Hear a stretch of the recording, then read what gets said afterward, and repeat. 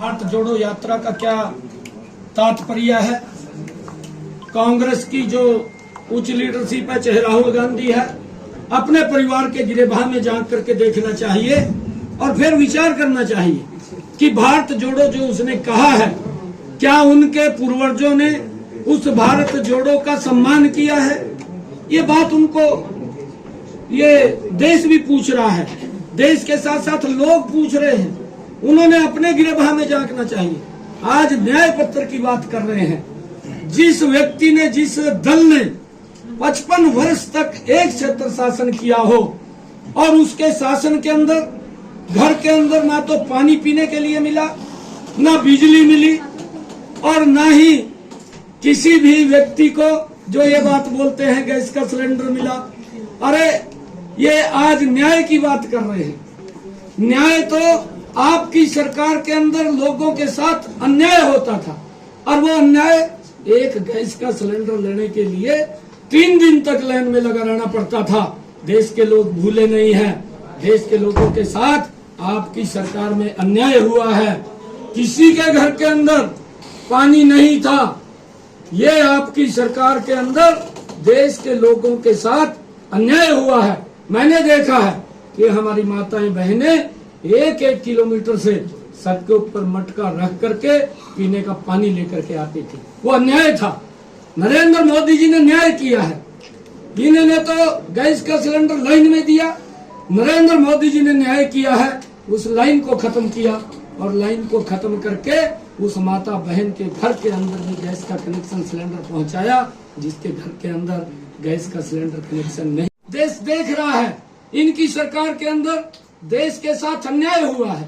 और ये ऐसे लोग जो जेएनयू जैसे संस्थान के अंदर, जहां पर कुछ शरारती लोग इस देश को तोड़ने की बात करते हैं, वहां पर जाकर के राहुल गांधी समर्थन करते हैं। ये देश के साथ अन्याय है। न्याय तो आज शांति प्रिय लोग रह रहे हैं। ये नरेंद्र मोदी जी के साथ देश के साथ अन्याय था।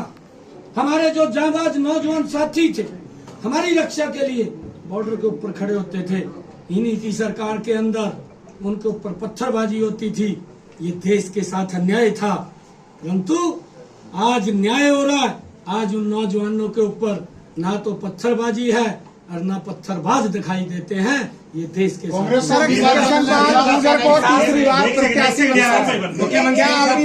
हरियाणा कांग्रेस ने अभी तक अपने उम्मीदवार डिक्लेयर नहीं किए हैं, लेकिन ऐसी संभावनाएं व्यक्त की जा रही है कि अपने जो प्रदेश के जो धुरंधर नेता है वो उतारने जा रही है। क्या उस स्थिति में 10 का जो दम आप भर रहे हो, क्या सफल हो पाओगे? अभी तो कांग्रेस ने अपना मैनिफेस्टो उतारा है मैदान में। अभी तो देख रही है, धुरंधर उतारने की बात कर रही है। अभी कौन से धुरंधर आएंगे?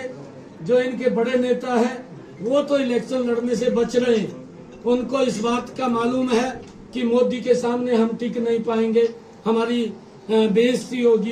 पिछले बार भी बड़े बड़े नेता मैदान के अंदर उतारे थे, उन्होंने अपने मुंह की खानी पड़ी थी। आज वो डरे हुए हैं कि हम मोदी की जो नीतियां हैं, जो लोगों तक पहुंची हैं, गरीब तक पहुंची हैं, उसके कारण, क्योंकि इन्होंने काम नहीं किया। अगर काम करते तो इनको गारंटी देने की जरूरत नहीं है। आज न्याय की बात कहने की जरूरत नहीं है।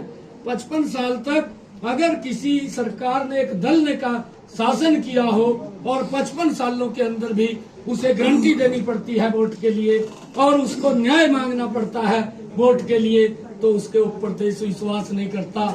एक ही गारंटी के ऊपर विश्वास देश करता है, वो नरेंद्र मोदी की गारंटी है। मुख्यमंत्री सीएम साहब हिसार पे अपना कैंडिडेट बदलने की चर्चा चल रही है, ये क्या कहेंगे आप प्रदेश अध्यक्ष भी है। एक आखिरी सवाल, आप कह रहे हैं कि न्याय जो है वो प्रधानमंत्री नरेंद्र मोदी के जो है वो राज में चल रहा है। विपक्ष कहता है कि लगातार अन्याय हो रहा है। आम आदमी पार्टी भी आरोप जो है वो दिखाया जा रहा है, लोगों को जो है वो जेल में भरा जा रहा है। देखिए, बिल्कुल विपक्ष जो बात कह रहा है वो ठीक बात कह रहा है, क्योंकि विपक्ष बड़ा बड़ा भ्रष्टाचार करता था, बड़े बड़े घोटाले करता था।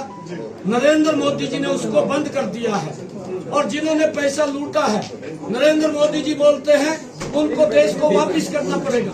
और जब वापसी की बात आती है तो तो फिर तो कांग्रेस के साथ अन्याय नहीं हो रहा है, अन्याय हो रहा है, वो इसलिए ये बात बोलते हैं। बाकी